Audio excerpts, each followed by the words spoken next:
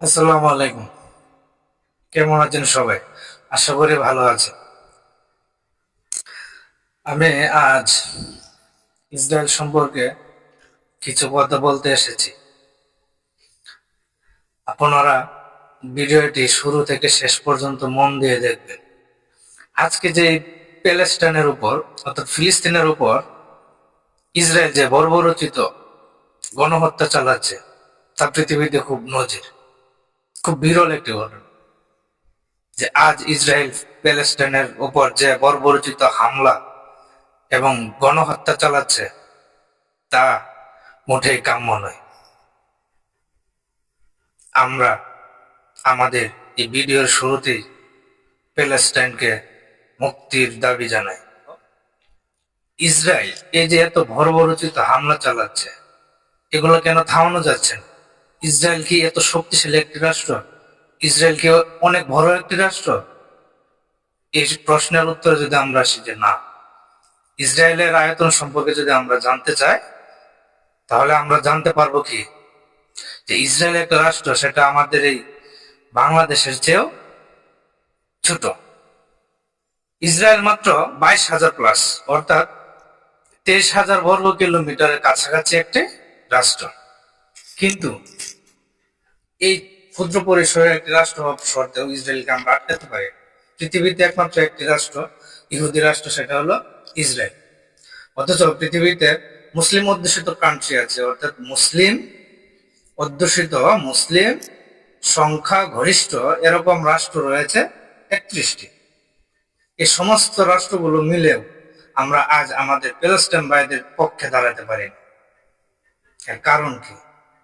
এর কারণ হলো আমাদের এই সদিচ্ছাটা নেই, আমাদের এই মানসিকতাটা নেই। আজ যে প্যালেস্টাইনের উপর ইসরায়েলের বাহিনী বর্বরোচিত হামলা চালাচ্ছে, এর জন্য দায়ী কে? এর জন্য দায়ী আমরা শুধু ইসরায়েলকে বলি, কিন্তু প্রকৃতপক্ষে দায়ী গোটা বিশ্ব।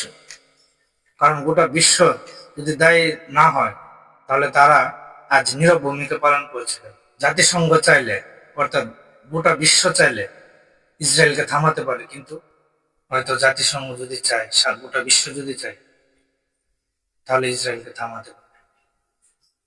জাতিসংঘ যদি বলে ইসরায়েলকে enough is enough, please stop genocide, যা হয়েছে অনেক হয়েছে, এবার গণহত্যা বন্ধ করো, তাহলে ইসরায়েল বাধ্য হবে ফিলিস্তিনিদের উপর বর্বরচিত হামলা করা থেকে সরে আসতে, তারা বাধ্য হবে।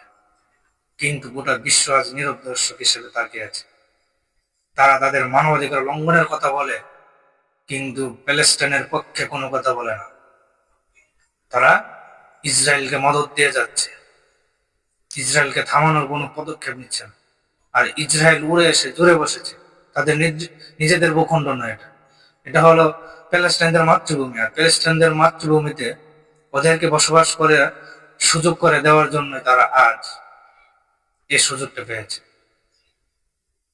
এই ইসরায়েলিরা প্যালেস্টাইনের ভূখণ্ডে এসে উড়ে এসে জুড়ে বসে এখন প্যালেস্টাইনদেরকেই উচ্ছেদের পরিকল্পনা করছে, বর্বরচিত হামলা করছে, ব্যভিচারে গণহত্যা চালাচ্ছে। এই পবিত্র রমজান মাসেও তাদেরকে প্রাণহানির শিকার হতে হয়েছে, হামলার শিকার হতে হয়েছে।